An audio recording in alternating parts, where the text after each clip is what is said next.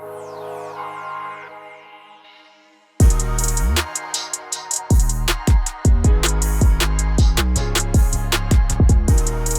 Jordan. What's up, Michael? You're sleepy today. Bro. Sleepy J. Sleepy J. Orden. Sleepy Jordan. Why are you, Sleepy do you want to tell everyone? Jordan. Do you want to tell everyone why you're sleepy? Just a crazy week, man. We went on Mind Pump podcast on Tuesday. So on your birthday, 37 years young, Bro. went out to Mind Pump. Can I tell you that I don't know what my expectations were, but those guys are awesome. Yeah, they're the best. Like, they're even like cooler in person. They're cooler in person, which is not the norm for, like, you get very excited when you see someone who you only know online and then they're the same thing in person. It's like, oh, that's awesome. I'm glad they weren't a dick in real life and like have this fake online thing, but they were somehow better in person. Like very kind, very generous, very cool. All four of them, like the whole team too. It was awesome. Everybody was great. And it's crazy because like they're cool online and they're even cooler in person. Just really nice, genuine dudes. Everyone was great. So yeah, that was really fun. If you don't listen to Mind Pump, definitely listen to Mind Pump. I mean, you probably know who they are because they are literally the biggest fitness podcast in the world. But literally, that's not hyperbole. But yeah, I had forgotten, and you reminded me when we were out there that when we started our podcast, I was like, we can't just talk about fitness and business every single week. Like, it needs to be, I don't know what my exact words were, more fun, more just off the cuff, more. And they're, using the first half of the episode to talk about whatever they're interested in, which is what those guys do, was the model for our podcast. Mm-hmm. Yeah. Yeah. You're like, how they do that? Like, that's what I want to do. And yeah, they're just awesome. So it was also very cool, full circle to go on as guests and get to hang with those guys. And if you listen to the episode we did with them, you'll see like they were unbelievably generous and like just focused on us, like really good hosts. Yeah. And I think they're just really focused on giving back to the industry, trying to elevate the industry. Really nice, selfless, great, smart dudes. So it was fun. So I'm exhausted because of that. Went there. And then the next day I flew to LA and I was on another podcast in LA. And then I took a red eye back last night. So then we just had a mentorship Q&A right before this. So yeah, bro, I'm Sleepy Jordan. Those were great questions. You're really leaning into that joke. I'm not going to give you any more bait on. You just thought of that on the spot too. I saw that. I know. You were pretty proud of yourself for that one. Well, you just kept calling me Sleepy over and over and over again. I had a lot of time to think about it. You kept saying you said I'm tired. You kept saying I'm tired. I would never say I'm sleepy. I said I'm tired. And you're like, you're pretty sleepy. And I was like, don't call me sleepy. I thought those were synonyms. I'm fine with calling you tired if you prefer to be called tired. Jordan's very particular about what people call him. Tired. I apologize. Bro, it was so funny this morning where my daughter is like more connections are being made like seemingly like every hour. Like she's saying new things and she is understanding new things. So this morning she was eating carrots. And I said, I was like, carrots are good for your eyes. And so she took the carrots and she like put them on her eyes. Wow. Like she's like eating them. But it was funny. It was just like a very literal thing that it never would have popped up in my head to think like, oh, I say they're good for your eyes. So she thinks, oh, if I put them on my eye, it'll help my eye. Like she was eating them. I was like, yeah, carrots are good for your eyes. Then she puts them on her eye. I lost it. I was like, that was adorable.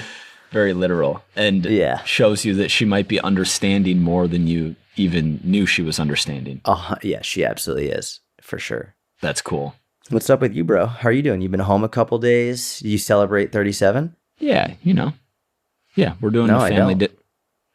Well, I don't know. Do men over a certain age celebrate yeah. I don't know. Yeah. You're going out to dinner this week? We'll go to my parents' house tomorrow, and my grandparents are in town, and do a little dinner over there. Yeah. Nice. That'll be good. Yeah, man. Is your mom making like a favorite dessert or something? Yeah, whoever's birthday gets to pick the meal. So what's the meal? We're doing steak from our cow that we went in on. Oh yeah, you guys got a cow. Steak and twice baked potatoes with an ice cream cake is my pick. Is it ice cream cake with Oreos on it? Probably like a Dairy Queen ice cream cake. Are there Oreos on it? I think there's a thin layer of Oreos. Yeah, that's the best kind of ice cream cake. Yeah. Like vanilla base with some chocolate in there. Vanilla, chocolate, Oreos, little caramel. Nice, dude. Jordan, I cracked the code. Tell me more. I was telling you before the mentorship Q&A, but I literally cracked the code. Okay. We need to get flip phones, and we need to spend minimum 4 hours a day outside, ideally 6 hours a day in the outdoors. Dude, I'm in. Let's do it. Should we podcast outdoors from now on? I would love that. Yeah. Yeah. Just sounds of nature in the background. I don't know how that would work. I don't know if David would be thrilled on the tech side. That's against like all audio podcasting. Yeah. You get in a quiet room, no air conditioning. That's like the worst part with like when I go to these like intense places, like it's freaking hot inside because they don't want the sound, the background noise. So we should just do the opposite. Just go outside, hear the wind and the birds and the animals. Like, yeah, I think that'd be good. It would be cool for an episode. I'm okay with, because we podcast for 1 hour a week, so it's a very small percentage of the week. But for the time that I'm not working, spending way more time outside makes sense, and just avoiding consuming short form algorithms at all costs. What do you want to do outside? Just like lie in the grass, walk, exercise? Just it doesn't matter. Probably not lie in the grass, but I haven't thought this far ahead. I just know that being under fluorescent lights indoors and air conditioning and comfortable temperatures is suboptimal for my and probably all humans' existence. I feel like the more I'm disliking the social media algorithm, and the more I'm disliking it and hating it, the more addicted I'm getting to it at the same time. It's a really bad combination right now. Dude, same. My screen time is way up, which is why it's terrible. Which is why I'm pushing us towards this. And I hate it. Like I open it and I'm like, oh, stop, don't do this. But I just keep scrolling and I'm like, it's just terrible. Yeah. Cross-platform, for me at least. Twitter being the worst right now. Oh yeah. Me is just Instagram. Yeah, it's bad. Twitter's terrible. Yeah. It all is. Unless you're seeking something out, like these algorithms are not built with our best interest in mind. Mm-hmm. They're built to keep us on the platform, regardless Correct. of what that means for learning or neurotransmitters or how it affects our use of free time or our ability to build habits. Like, I don't even need the science or whatever to tell me that this, and because it's coming out, that researcher, Professor Jonathan Haidt, talks about this a lot with kids and smartphones and the negative effects that social media is directly having on children. I don't even need the science to know intuitively in my gut, at least N=1, how bad consuming social media is for me. And yeah. I know that I have continued to say this. I think for everybody, but I know for a fact for me. Yeah. And I continue to say this, and then I continue to go back to my phone. So I'm just, I don't know, maybe I'm out of my mind. I'm not really sure, but I'm trying to create where there's smoke, there's fire of like, all right, get this thing away from me. No, it's a behavioral addiction. Yeah, correct. 100%. So it's like, I don't want to do this. I don't want to be doing it. Oh, I'm doing it. Oh, I'm doing it. It's just so easy because it's always there. Mm-hmm. That's why I want to get rid of it. Yeah. Yeah. And I can do a lot on my computer. I was going to say I can check DMs. Like checking DMs is something that I do on Mike's always in the DMs. Mike's always checking his DMs. Inbox 0. But if you want to jump on social, you can go to YouTube. You can go to X. You can go to any of these places. All of my work I do on my computer, not on my phone.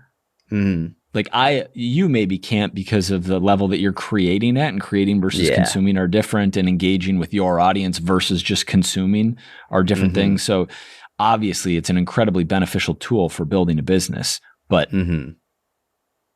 for main gaining, I don't think it's the play. And even you can build a business without being like website focused, email list focused, podcast focused. You can do it without being on social all the time. Or you can just be an absolute unit and somehow create and engage with your audience, but then get out of there and not consume at all. I don't know anyone who does that, but I would imagine that it's in the realm of human possibility. Yeah, I don't know anyone. Does Gary? I feel like Gary's good about that. I feel like Gary is good about that.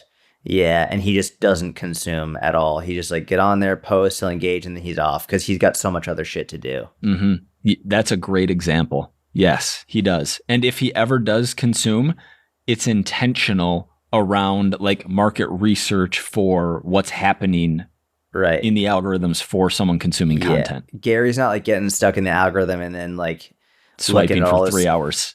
Yeah, like today I was looking at this account. You ever see the account Kids Getting Hurt? Nope, that's not. It's not up my alley. It's just like all these videos of like kids like getting caught on the Ring camera, like falling or doing something stupid, and like, man, I just spent like 15 minutes just watching videos of kids getting hurt, and they're all like fine. It's not like real life, major life changing injuries, but it's just funny.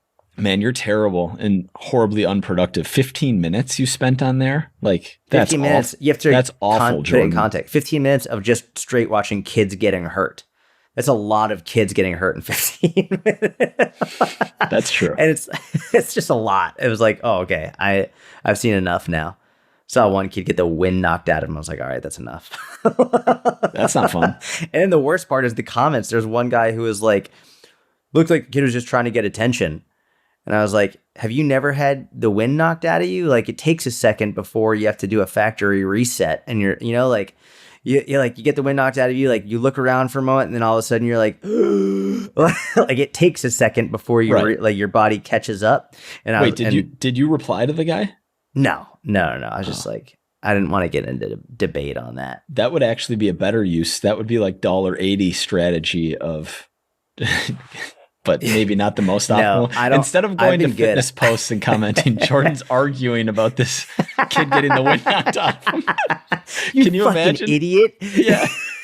No, I've been really good with that recently. I haven't been getting in debates. Like, I have been $1.80ing a lot. In terms of whether it's political posts or even like Gary's posts. I've been on Gary's posts, just putting in my thoughts and opinions on like current events and topics. And it's been actually great. And when people disagree with me, I don't go back and forth with them. I just like leave my thought and then peace out. It's been nice doing that. Fun. That sounds like something that you would not be fun for you. No, but I know it's fun for you. Yeah. Yeah.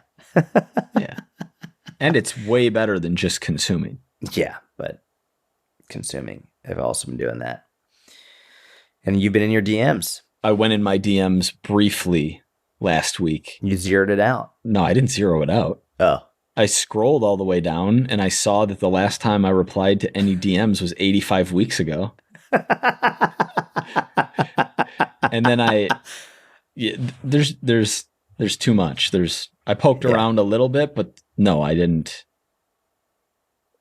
I have a very all or nothing mindset around that too. It's like, okay, if I'm going to be in here, then I need to goose egg, and wasn't happening. Goose egg means zeroed out for anyone who doesn't know what that means. Oh, they know. Okay. Well, now goose they know. Egg, zero. Jordan and I used to goose egg our inboxes. Yeah. Pull all-nighters. I still do. Yeah. Those were the good old days.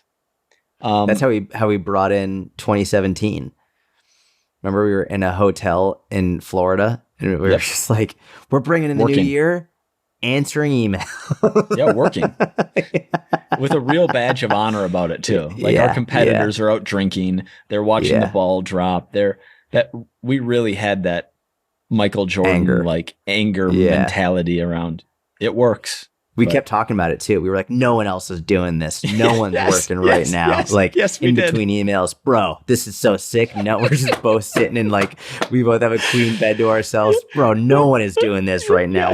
We're grinding. Yes, that's exactly right. Oh. And guess what? I wouldn't change it for the world.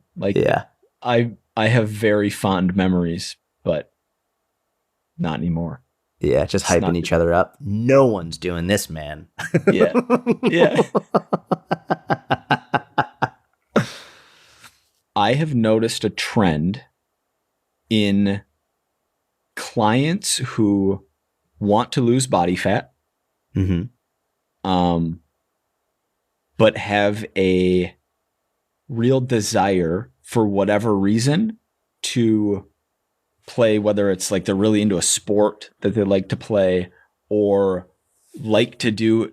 Like, I'm not thinking of the kind of person who wants to do extra cardio because they think that it's going to help them lose fat and then they end up eating more as a result. Like, it's not that. It's much more athletics related, but then them not seeing the fat loss progress they want to see. And whether it's like a psychological, well, I did all this activity playing the sport, so I feel like I could eat more, but they're eating more calories than the extra calorie expenditure from the sport. Or in some cases, if they're really, if football, basketball, like there are some sports that can take so much out of you that then you're prioritizing that over your strength training sessions. And so you might be missing more workouts in favor of playing the sport, or you're still going to the gym to work out, but you're just kind of going through the motions because you're beat up from playing the sport.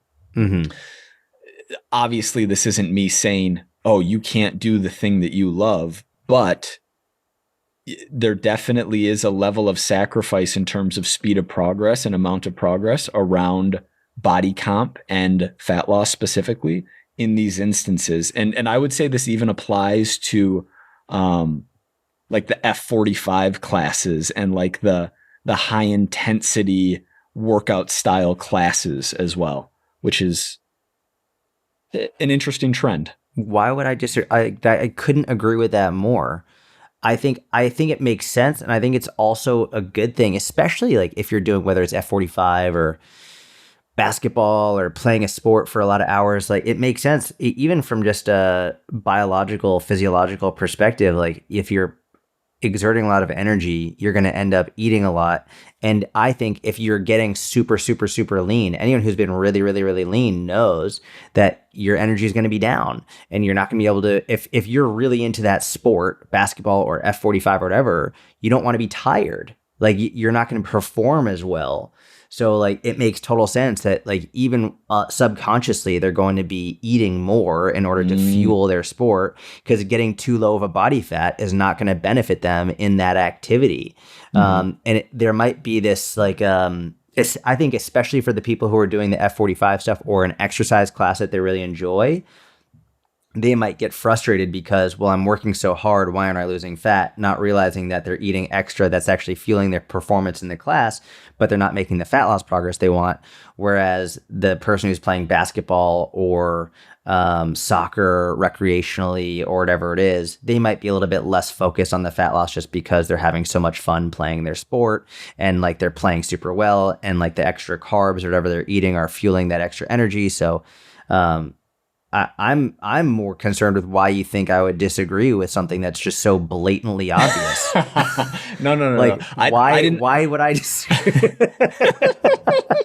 I didn't think you would disagree with the physiological concept. I thought you might disagree with the prioritization of fat loss as a primary goal above having fun in those activities. But yeah, I mean, I think it just depends on the person. Like, if their priority is fat loss, then they're probably going to have to deal with a little bit of not as high level performance. And if their priority is fun, then you're probably not going to have the best fat loss results. And that just makes sense. Yeah. Again, like, why the fuck would I disagree with that? Jordan's sleepy. I'm sleepy and angry. All right, let's fire up a little Q&A action. All right, here's a one that you might like. Let's see.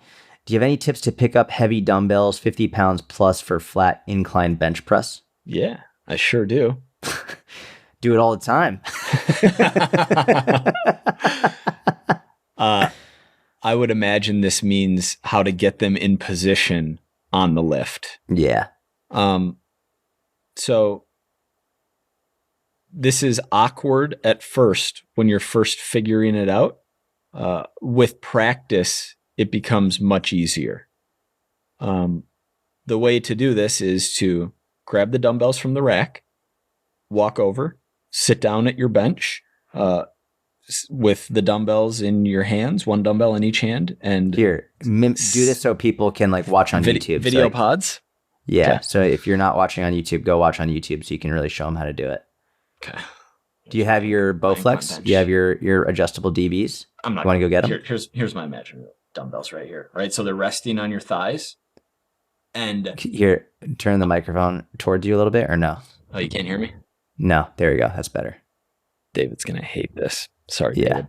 It's all good. So I'm holding my dumbbells here. I actually personally do a incline dumbbell press differently than I do a shoulder press. Because with a shoulder press, what you want to do is you want to use a little bit of almost like a calf raise momentum to kick the dumbbell up. With a shoulder press, I'm doing one arm at a time. Boom, boom. Yep. Right? So you're using almost like a boom, boom. You're exploding your leg with a little calf raise to get momentum. Explosive calf raise. As you curl it up and to get it in position.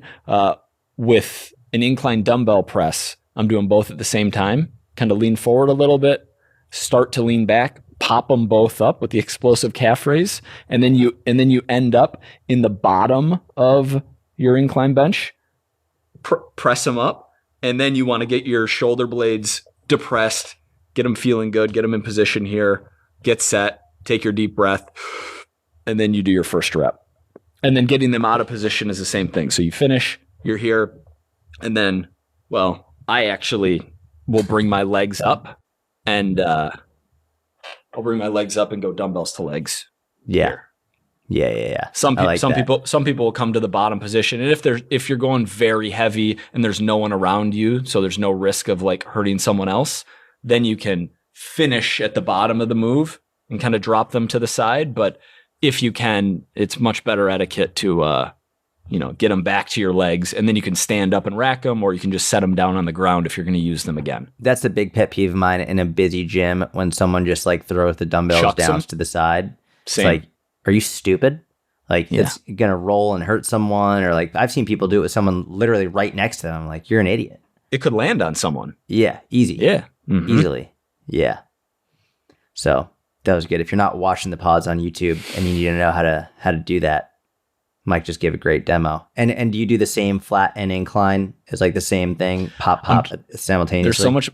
There's so much muscle memory that now I'm trying to think if it's different on flat. Like a 45-degree incline versus a 20-degree incline versus flat. I know for a fact that on my last rep of a flat, I'll bring my knees up and then I'll sit up and go dumbbells to legs at the same time. I'm trying to think if I do that on a high incline, and if like a 12 rep weight is different than, I can't really think of any instances where you would be incline dumbbell pressing for less than 4 reps or 5 reps, right? You're not doing like a dumbbell.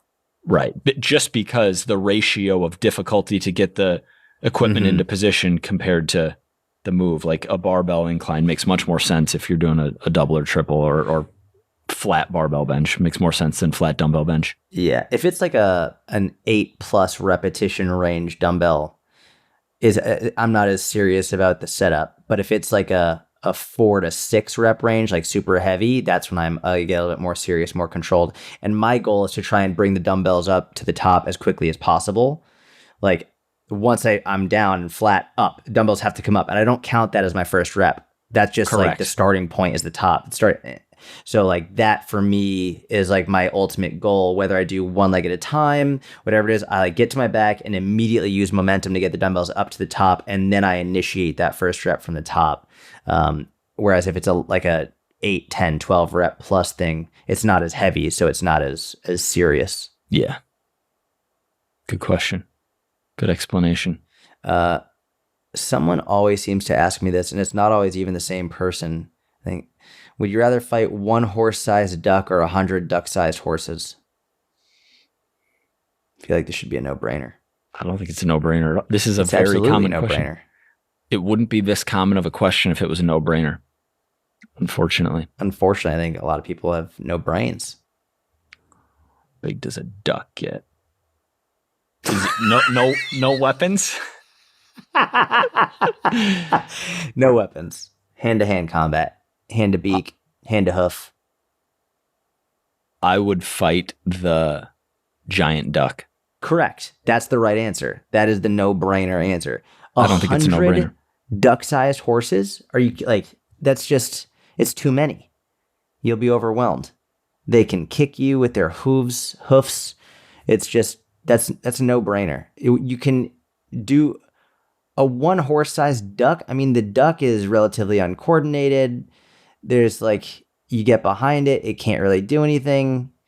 It can't, like, you're good with one horse-sized duck. It might be a little bit challenging, but it's way more challenging to have 100 duck-sized horses. That's a lot of and people, like, most people don't have the conditioning for 100 duck-sized horses. That's true. Good luck. Plus, good luck how are you outrunning taking them out? Yeah. Like, those little buggers are fast. Yeah, good luck. Yeah, you just get on that giant duck and choke it out. Yeah, 100%. This is wild because I had a dream last night that I was wrestling a panda bear and it was unbelievably strong. Stop. I'm dead serious. You had a dream that you were wrestling a panda bear? Yeah. How I would love to know, like, let me Google this. What does that mean? Does it mean if I had a dream that I was wrestling a panda bear? Let's see what the sages teach us. Dreams have a way of using hold on. What do pandas represent in dreams? A panda in your dream represents peace, harmony, and balance. So maybe you're fighting for peace, harmony, and balance. Or maybe you're fighting against it. Trust me, I'm fighting for it. I'm literally about to throw my cell phone in the garbage and buy a Nokia block and live outside. To dream of being attacked by a bear is an expression of rage or anger. Your anger. This anger is usually associated with a sense of victimization or personal violation by another. That's not it. Perhaps you're trapped in an abusive relationship, Michael. That's not it. Funny, but no. No, and the reason I'm laughing is because it's just so not accurate at all to you in the least. No. In your dreams, the original definition makes sense. If you dream of killing a panda, this suggests that your fiercest enemy will experience a loss. You will have a good time with family. If you dream of chasing a panda, it means you are strong and courageous. No, I was in guard and I was holding the panda's arms so that it couldn't swing on me. And I was like, man, this thing is strong. Okay. Well, good. Yeah. I love that. I was more trying to neutralize the panda than hurt the panda. Do you know how this came about? Did you just drop into a dream in which you were automatically wrestling a panda? Like, how did what happened? Dreams are so weird that when I hear other people talk about their dreams, I just want them to stop and talk about something else. So I feel like that's the same thing that's going on here, but I'll appease you for like 30 seconds of this. I got out of the car in my dream and went over to the passenger side, and then a panda was trying to get in the driver's side and like take the car.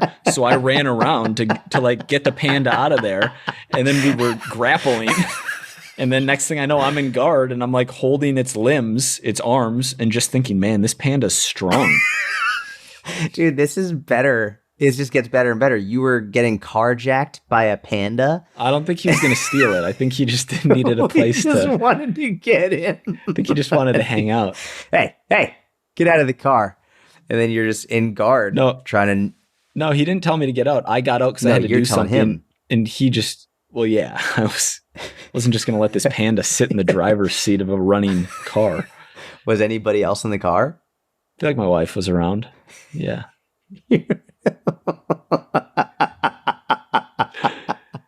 Were you near your house? I don't know. And that's enough. We can move on now. Man, that's got to be the title of this podcast. Mike got carjacked by a panda. I don't think that's the title. I think that you'd be surprised at how interested people would be in this content. Oh, I got something very random that somewhat relates to nutrition. Okay. So people hate on Starbucks coffee because it doesn't taste that good. Okay. Yeah, they're like, Starbucks coffee isn't good coffee. They burn their coffee, which I don't know that I necessarily love the taste of any coffee. I drink it for its benefit. But for some reason, I really don't like Dunkin' Donuts. Like, haven't had great experience with Dunkin' coffee. And I know it's an unpopular opinion. I know people really like it. And I've gotten their iced coffee a couple of times, and it never tastes that good. I don't know if Starbucks just has better syrups, and I like the syrups there. Anyway, coming back from San Jose, early morning flight, and Dunkin' was the only place open. So I go there, order an iced coffee, and it's literally 5:00 in the morning. I don't want to be eating anything. I don't want any calories. So I say, do you have sugar-free vanilla syrup? The guy's like, yeah, we do. It's like, amazing. Could I do a medium iced coffee with sugar-free vanilla syrup and 1 Splenda, please? And it's like, great. Thank you. Take it. Start walking. Take a sip. Unbelievably sweet. You can tell he didn't use. Yeah, I could tell it wasn't sugar-free, which, they're busy. It's a mistake, whatever. But I think this has happened all 3 times I've ever gotten coffee from Dunkin'. So I don't know. There's a reason I don't go there. And I look and it says Splenda, and then underneath it says vanilla bean. But there was no SF, there was no sugar-free, so I assume it was just regular. There's no real point to this other than I had a few sips of it and then just got coffee from the flight attendant once I was on my plane and drank that because I didn't want to drink 70 grams of sugar with nothing else at 5:00 in the morning. Like, I don't know. Curious how other people handle those situations. I don't know if I'm more neurotic than most. I'm sure a lot of people would just drink it anyway. I would have went back and be like, hey, bro, like, did you do sugar-free? Because you wrote vanilla bean on this. Well, I would have been nice about it. I wouldn't be a dick. I'd be like, hey, excuse me. Hey, bro. Just, hey, bro, remember when I asked for sugar-free? No, but like, I'd be like, hey, man, just out of curiosity, did you happen to use sugar-free? Because this tastes super sweet and it says vanilla bean. And he would be like, oh, fuck, I'm sorry. Let me do that over for you. Yeah. So as soon as I grabbed the coffee, Gary called. And so I was coaching Gary virtually as I was walking to my gate. And it was. Then I wouldn't do that. I wouldn't interrupt the Gary call for that. Yeah. Excuse me. But it's not even like a level of, oh, I don't want these 200 or 250 calories.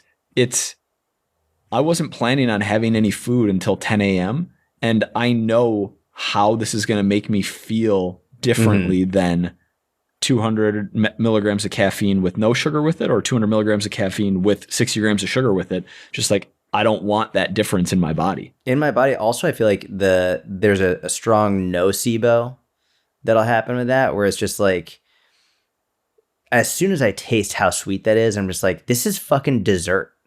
Like, I have to be in the right mindset to have dessert, and like, I don't want dessert at early in the morning. It's just like, it's gonna ruin my day. It's just like, I don't want that. Like, when I have dessert, I want to actively choose to have dessert, and not at 5 in the fucking morning, and then definitely not a coffee. Like, that's not my choice of dessert. Right. I will say, I think it's actually more of an unpopular opinion to really like Dunkin' Donuts coffee, and I prefer Dunkin' Donuts coffee over Starbucks. And I think it's just because that's what I was brought up with. Growing up in Boston, like, Dunkin' Donuts is everywhere, and like, that's what I was brought up with. And it's funny, I had a Dunkin' Donuts iced coffee last night before my flight, and I hadn't had a Dunkin' Donuts iced coffee in, I think maybe years. And I was just like, this is so good. Like, I love just like, and I got like the hazelnut iced coffee.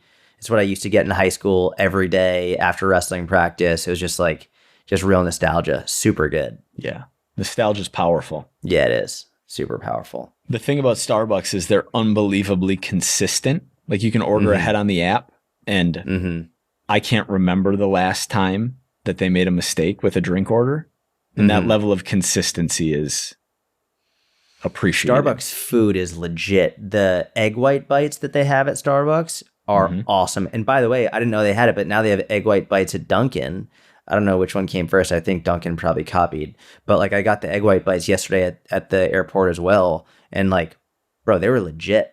They were very good. But Starbucks egg white bites are amazing. Their feta wrap the spinach feta is so good. And also like the reduced fat turkey bacon sandwiches, like those 3 are like amazing. They're all tasty with solid macros. They're all good on the go fat loss food options, or even just like on the go food options if you're trying to eat something reasonable. Yeah. Yeah, they're super good. It's funny. My daughter loves the Starbucks egg bites. And so now, like, whenever we go buy a Starbucks, she knows the Starbucks logo. Mhm. As soon as we go buy it, she starts going, egg, because that's where we get the egg bites. And like, it's so you can't see a Starbucks logo without her like pointing, going, egg, and she immediately wants to go get it. They're awesome. so good. You know who else loves Dunkin'? Your wife? Nope. You know who absolutely loves Dunkin' Donuts? Gary? Yeah, Gary does like Dunkin', but no. Like, it's their thing. Dunkin' is their thing? Yeah. Do I know this person? Uh-huh. Am I going to be like, oh, I should have known that as soon as you said it? No. Ty? You're going to be like, I don't like Dunkin' anymore. Oh, no. Are you going to say their name on the pod or no? Yeah, we'll bleep it out. Oh, we'll bleep it out? Yeah. I'm not going to. Oh, no. I know.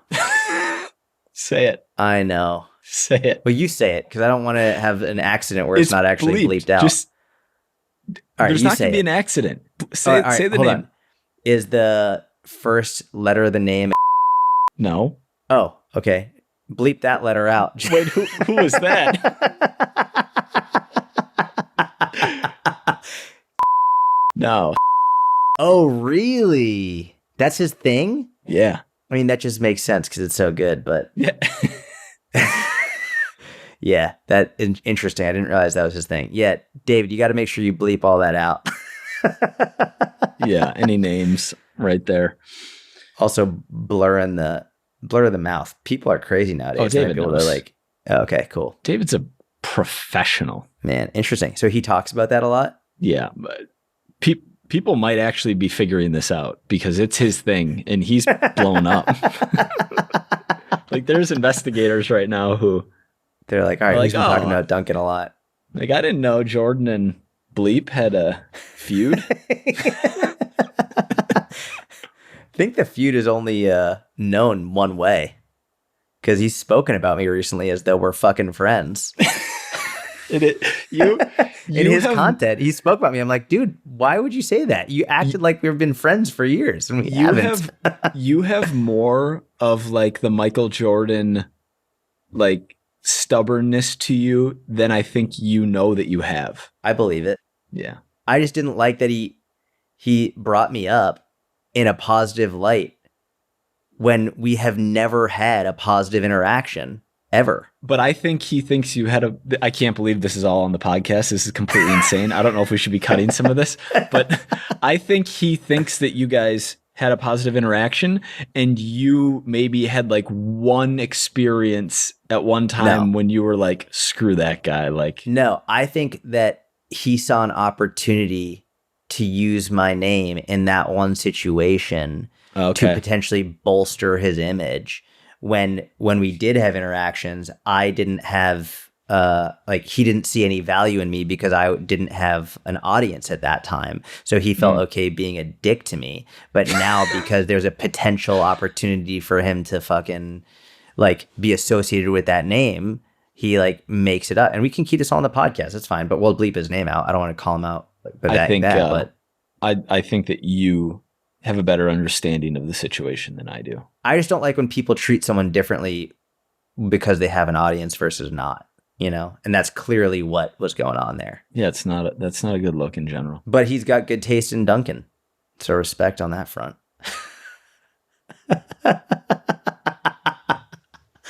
Are you fully committed to this lifestyle? Dude, I'm fully committed. I'm in. So what, it has to be 4 to 6 hours a day outside? I just feel so much better being outside more. I sleep better at night. Like, everything about me is better. What do you do when you're out there? That's a great question. Like you specifically, you personally. But I don't. What have you been doing? I mean, I don't go outside enough. That's why I want to do this. It's just at times when it happens, I feel so good. Are you going to start doing hill sprints on that huge hill that you sent me a picture of? Well, I found this amazing nature trail not too far from my house that I'm ecstatic about. Kind of goes along a river. So I'm definitely going to spend some time there. But I don't know. You almost have to, I almost want to build an outdoor gym in my backyard and work out there. but you can only do that for half the year. It still might be worth it though. Dude, you should absolutely do that, but you could also build like an outdoor gym, but have a cover on top. Right? Or you want it to just be outside, like Venice Beach type, like a gym where there's no cover, no nothing. I mean, you could put stuff underneath the deck. Like I would have to do something to protect against the elements, and it wouldn't be outside year round. But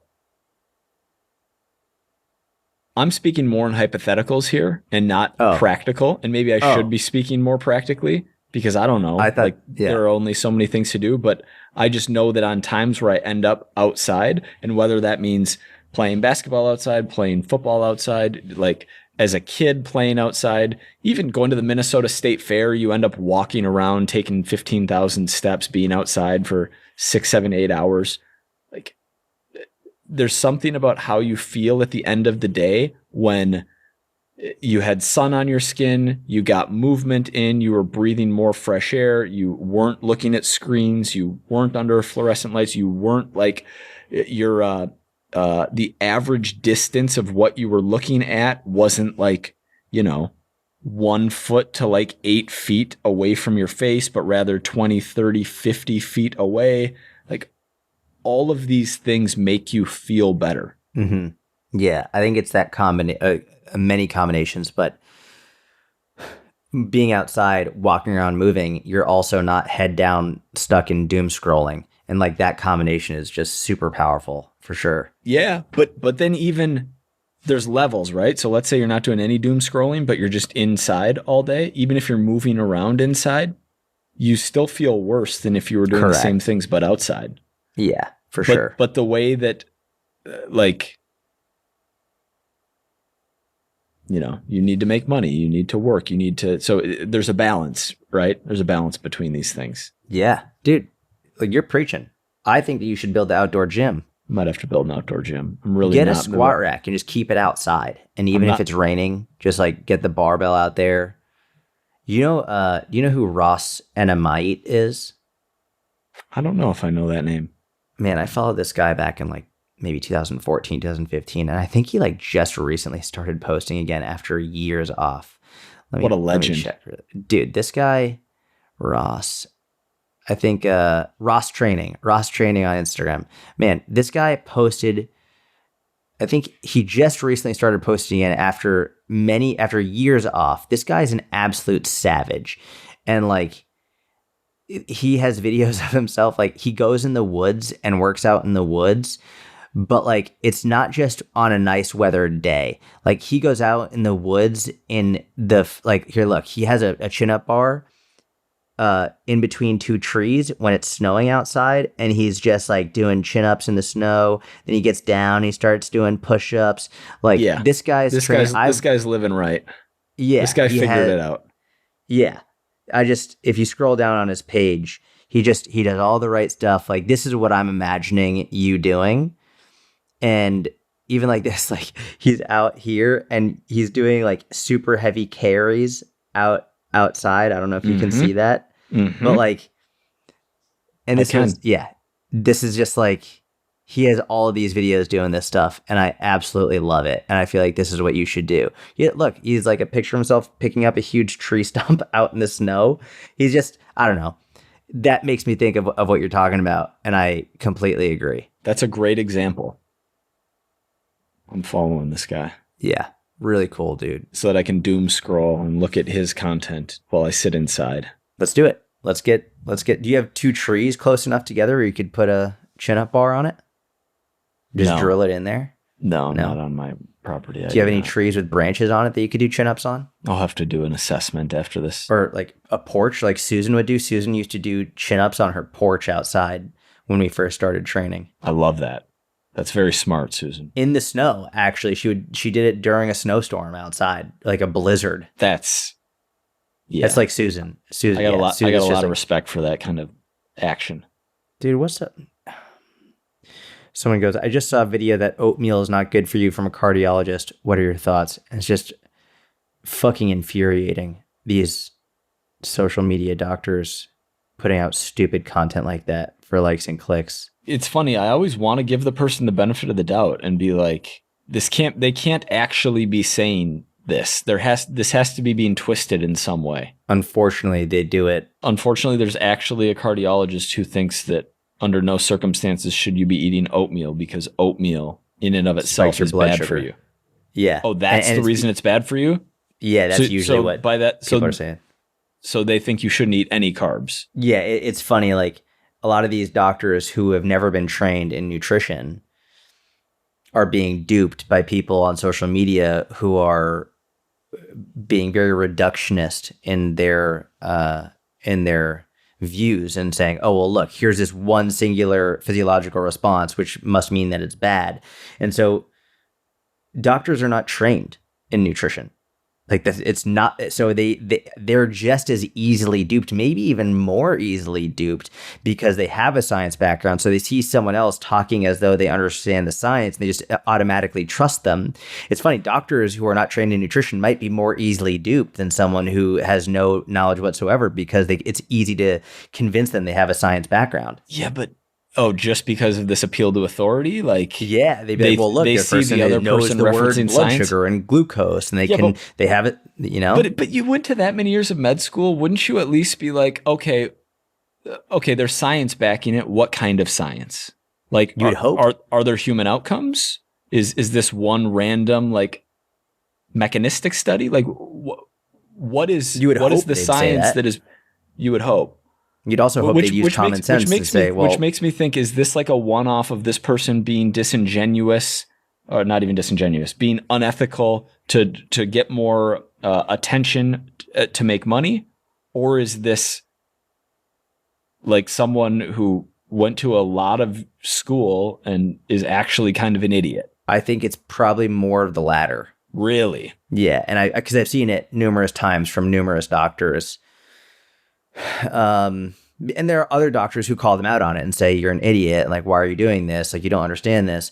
But like, I think that these doctors are just getting duped and believing shit that they're seeing on social media. Would you argue that might be more common for people with smaller audiences? But when I see, maybe the doctors that I see are the ones with bigger, the doctors with horrendously dangerous positions, I would call it, are the ones with bigger audiences, the ones that I'm seeing at least, like and we can bleep this out or not, that guy, like that guy clearly doesn't believe what he's saying. You don't think so? No, I don't think so. I don't know what I hope, actually. I don't know if I hope that he doesn't believe it or if I guess I hope that he does believe it, because at least then he would be doing it with good intent. Whereas if he actually doesn't believe it, then like that's just real evil, right? If he truly doesn't believe it and he's still saying the shit that he's saying, just from like either a reputation perspective, money perspective, like that's real evil. Whereas if he truly believes it, then at least it's coming from a place of good intent. But I mean, if he also truly believes it, then it's also just stupid. So like, I don't know what would be better at this point. Yeah. I just don't know. I don't know anyone who's gotten unhealthy from eating oatmeal. Or an apple. Like some of the things that people say are, that this is the kind of stuff that makes me not want to be on the internet. Correct. It's just, it's awful. Yeah. And then there's like, well, then is there a duty to combat this bad information? And there probably is to some degree, but like what level of sacrifice do you make in doing that? Like for your own health? Yeah. Do you spend do you dig into the depths of your pain and anger and spend all of your time combating bad science on the internet at the expense of your own well-being? I feel like that's like, Lane Norton is making that sacrifice. Yeah. Lane exactly. Norton is just digging into the depths and just fucking battling for the world. Just going to war constantly. Every day. But like, and there's nobility in that. Absolutely. Correct. Yeah. Lane is just really bearing the load for all of us. Yeah. Right now. And maybe that's the right thing to do. Maybe I shouldn't be doing pull-ups outside like that Ross guy. Maybe I should be making content. I don't know. Pontificating here on the How to Become a Personal Trainer podcast. Here's what we do know. If you can eat oatmeal and you can eat apples and you're not going to die as a result. Not only are you not going to die, you're probably going to get healthier for eating it. especially relative to what else you could be eating. I just hate the discussion around single foods making you healthier or less healthy. It's like, it's completely unproductive. It's so like top line. You can do so much clickbait with it, but it's so, it doesn't actually inform you to what's going on. Yeah. It's like, okay, is oatmeal good or bad? I don't know. What else are you eating? How much oatmeal are you eating? What are you putting in your oatmeal? What does your day-to-day look like? Exactly. How much are you sleeping? How stressed are you? Like, there's so many factors to just be like, X food is bad.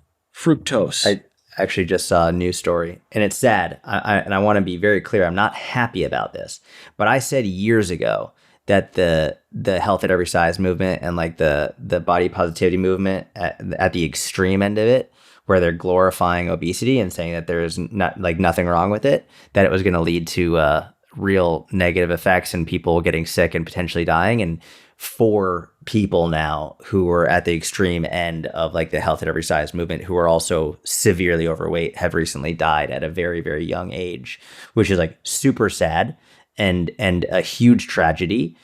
And I think like already we're starting to see the negative effects of that movement of people who are duped into who are being told on social media that there's nothing wrong with excess levels of adiposity.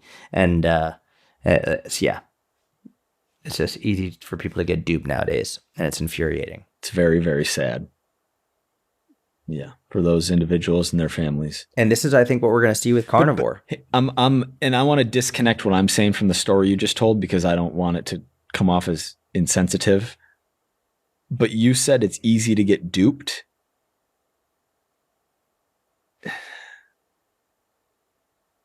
I don't know that people are duped. Like when someone says that you can weigh 500 pounds or you can weigh 170 pounds and there's no difference on your health, and you choose to believe that you can weigh 500 pounds and there's no difference in your health, I don't know if you're getting duped or if you're duping yourself. It's a mixture of both. And like, yeah, there's a lack of personal responsibility, but there's also, I don't think that they would have they probably wouldn't have thought that if someone didn't confirm it for them and someone didn't say like, hey, like this is okay. And then they bring up studies and they bring up research and they like manipulate stuff and they lie about it to make them further dive in and believe and justify their lack of behavior change. I think it's definitely a little bit of both. And here's good news. Similar to like the loud the loud minority that spends time on the internet, I don't know that I've ever met anyone in person in my entire life that genuinely believes what the health at every size movement says. Yeah. It's like a fringe. Yeah. Very, very fringe. Yeah. I think they're spending most of their time inside, not actually getting out and speaking with real people. Yeah. Yeah. Highly likely. You want to tell them about the sale coming up? Dude, we have a sale coming up. Why don't you tell them about the sale coming up? All right, I'll tell them. We got a sale coming up. All right. I can't sell. All right. Oh, yes, Jordan's you can. I can't. Yes, you can. Give it a shot. Let them know. Let them hear it. You tell them about it. We have a sale coming up for the Fitness Business Mentorship. We don't do sales very often. The last time we did a sale was 9 months ago. There's going to be, we haven't fully confirmed, but there's going to be a large discount, hundreds of dollars. If you are interested in starting an online fitness business, growing your online fitness business, having a community to help you support this, having Jordan and I lead the way in telling you what you should do to build your online fitness business, because you want to help more people, because you want to reach more people, because you want to work a more fulfilling job, then consider signing up for the Fitness Business Mentorship when the sale launches. Don't sign up quite yet. Well, you can, but in the next couple of weeks, we'll be announcing the sale. We are going to email the list. So if you're not on our email list, you can sign up in the show notes right now, and we'll be announcing it here on the podcast. And so if you're interested in joining the Fitness Business Mentorship, sale coming up soon, and we will let you know exactly when that's happening. Dude, that was an unbelievable pitch. That was incredible. Right, Dale. All right, don't Dale me, Dale. That was incredible. But listen, like, it's funny. That was incredible, but I'm actually going to give my own now. No, I'll just like reiterate because it's just funny. Like I didn't realize it's been so long since we've done a sale because like we're just really enjoying where the mentorship is right now. And we're seeing people make incredible progress and coaches just doing amazing things, working with people from all over the world, building their businesses and really enjoying the process of becoming a better coach, which is very fun. I think one of the best parts about where the mentorship is right now, like we don't have people in there who are like, I'm a high ticket coach and like no one's doing shady bullshit. It's about actually becoming a great coach, being part of a great community of coaches who truly want to help their clients and be better people and also provide for their family and set themselves up financially in a comfortable and enjoyable way as well. So I didn't realize we hadn't done a sale in so long. So, and this happens every time. Every time, whether I do a sale, we do it for the mentorship or inner circle, people are like, oh yeah, I'll wait. And then when the sale's over, they're like, oh wait, did I miss the sale? Listen, the sale, we don't do sales very often. And so listen, we've almost not done one for almost a year now. So I don't know when the next one's going to be. And by the time we do the next one, just so you know, the price will be raised again. So if you want to join then, what you could join for now, you won't be able to join for it the next time we do a sale. So this will be the lowest you could probably ever join for this sale. Make sure you get on the email list. If you want, what do you think? Like if they apply, because if they go to the website now, they can apply, but then should we say like, we'll just send out an email when the sale goes so they could wait to join, or should we just wait to apply until the sale goes live? What do you think? I would wait to apply until the sale goes live. Okay. So just wait until the sale goes live, get on the email list so you know when it happens. And seriously, don't be the person who's like, oh, like they wait, and then the sale's over and then you miss out. When the sale goes live, just do it immediately. And what I would do when I was younger and I was trying to get in on courses and stuff is I would set my calendar. I'd put it in my calendar. So like it goes live on this day at this time because they gave me notice, and I would join immediately. I wouldn't wait for the last day and then miss out on it. Put it in your date and calendar and get on the email list so you know when it's time to sign up. This is going to be the lowest you can ever join the mentorship for. And we say that literally every single sale because after every single sale, we raise the price.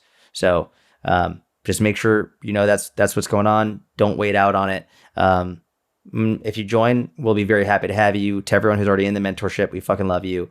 You make our lives infinitely better. And yeah, we hope to see you in there. Have a great week. Let's get after it. We'll be back next Tuesday. See you soon.